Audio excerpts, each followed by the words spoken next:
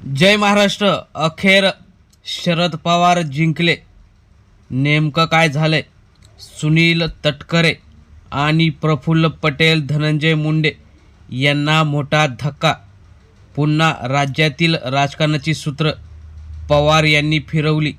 नेमकं काय झालंय? कोणता डाव टाकला आहे की ज्या डावाने दोन्ही राष्ट्रवादी आता विलीन होणार आहेत? जी कार्यकर्त्यांची इच्छा होती, अजित पवार यांची इच्छा होती, नेमकं काय झालंय? पवार कसे जिंकले ते आपण सविस्तर बघणार आहोत. चॅनलवर जर तुम्ही नवीन असाल तर चॅनल सबस्क्राईब करून बेल आयकॉन प्रेस करा. राज्यातील राजकारणात पुन्हा एकदा मोठ्या घडामोडींची चर्चा रंगू लागलेली आहे. राष्ट्रवादी काँग्रेस पक्षातील दोन्ही गटांचे संभाव्य विलिनीकरण, अजितदादा पवार यांची शेवटची इच्छा, शरद पवार आणि अजित पवार यांचे जे गेल्या काही दिवसांपूर्वी झालेली शेवटची मीटिंग, त्यामुळे राजकीय वर्तुळात विविध अंदाज व्यक्त केले जात आहेत. अधिकृत पातळीवर कोणतीही घोषणा सध्या तरी झाली नसली तरी पडद्यामागे मोठ्या हालचाली सुरू असल्याची चर्चा कार्यकर्ते आणि राजकीय विश्लेषकांमध्ये जोर धरत आहे. शरद पवार यांची शांत पण निर्णायक चाल. राजकारणातील अनुभवी खेळाडू म्हणून ओळखले जाणारे शरद पवार अनेकदा अनपेक्षित निर्णय घेतात, अशी प्रतिमा त्यांच्या समर्थकांमध्ये आणि महाराष्ट्र राज्यात आहे. गेल्या काही दिवसापासून राष्ट्रवादी काँग्रेसचे दोन्ही पक्ष हे विलिनीकरण होणार अशी जोरदार चर्चा असताना अजित पवार यांची दुःखद एक्झिट म्हणजेच निधन झालं आणि राज्यावर शोककळा पसरली.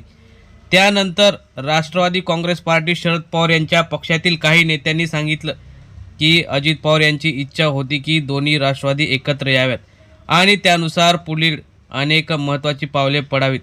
परंतु त्यामध्येच भाजपाच्या इशाऱ्याने सुनेत्रा अजित पवार यांना उपमुख्यमंत्री पदाच्या जे काही शपथविधी पार पाडावा लागला आणि त्यानंतर प्रफुल्ल पटेल आणि सुनील तटकरे या अजित पवार राष्ट्रवादी या पक्षातील नेत्यांनी राष्ट्रवादी आता आपल्या हाती घेण्याचा प्रयत्न सुरू केला होता. मात्र शरद पवार ते कसे घेऊ देतील? त्याचप्रमाणे जसा शपथविधी झाला तसंच शरद पवारांनी सुद्धा दोन्ही राष्ट्रवादी विलिनीकरण व्हावी ही अजित पवारांची इच्छा होती असा डाव टाकला आणि राज्यात पुन्हा दोन्ही पार्टीचे कार्यकर्ते पुढे सरसावले आणि पवार कुटुंब एकत्र राहावं, पवार कुटुंबांनी राज्य चालवावं अशी भावना असणाऱ्या कार्यकर्त्यांनी दोन्ही राष्ट्रवादी एकत्र व्हाव्यात यासाठी पुढाकार घेतला. परंतु प्रफुल्ल पटेल आणि सुनील तटकरे यांनी राष्ट्रवादी भाजपाच्या दावणीला बांधण्याचा जो काही प्रयत्न केलेला दिसला. अमित शहा, नरेंद्र मोदी यांची सुद्धा भेट घेतली. त्यानंतर जे काही वेगळ्या चर्चा होत्या की राष्ट्रवादी एकत्र होऊ देणार नाही अशी या 3 ते 4 नेत्यांची इच्छा होती. मात्र पवारांनी डाव टाकला. पार्थ पवार असतील, जय पवार, सुनेत्रा पवार यांच्याशी अतिशय घरातले संबंध जे काही अगोदर लोकांना दिसत होतं की विस्कटले आहेत, परंतु पवार कुटुंब एकत्र आहे आणि दोन्ही राष्ट्रवादी एकत्र व्हाव्यात अशी सुनेत्रा पवार यांची सुद्धा इच्छा आहे आणि त्यांच्या इच्छेनुसारच आता पुढील दोन्ही राष्ट्रवादीचं विलिनीकरण होणार आहे आणि विलिनीकरण झाल्यानंतर प्रफुल्ल पटेल आणि सुनील तटकरे यांची हकालपट्टी निश्चित होणार यामध्ये शंका नाही. राजकीय विश्लेषकांचं म्हणणं आहे की आगामी निवडणुका लक्षात घेता एकसंध पक्ष उभा करणे ही शरद पवार यांची दीर्घकालीन रणनीती असू शकते. मात्र अधिकृत स्तरावर कोणतीही भूमिका स्पष्ट झालेली नाही.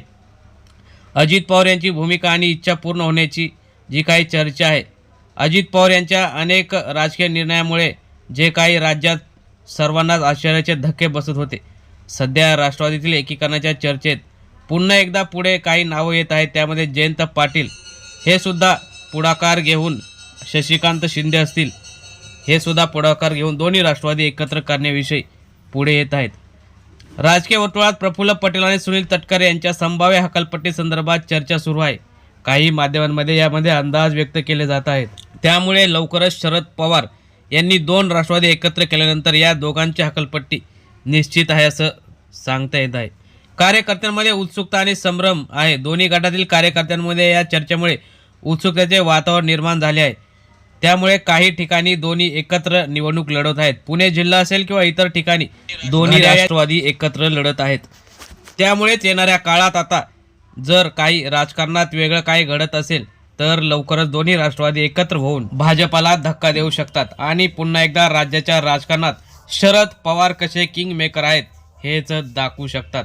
मित्रांनो, तुम्हाला काय वाटतं, तटकरे आणि प्रफुल्ल पटेल यांची हकालपट्टी व्हावी का?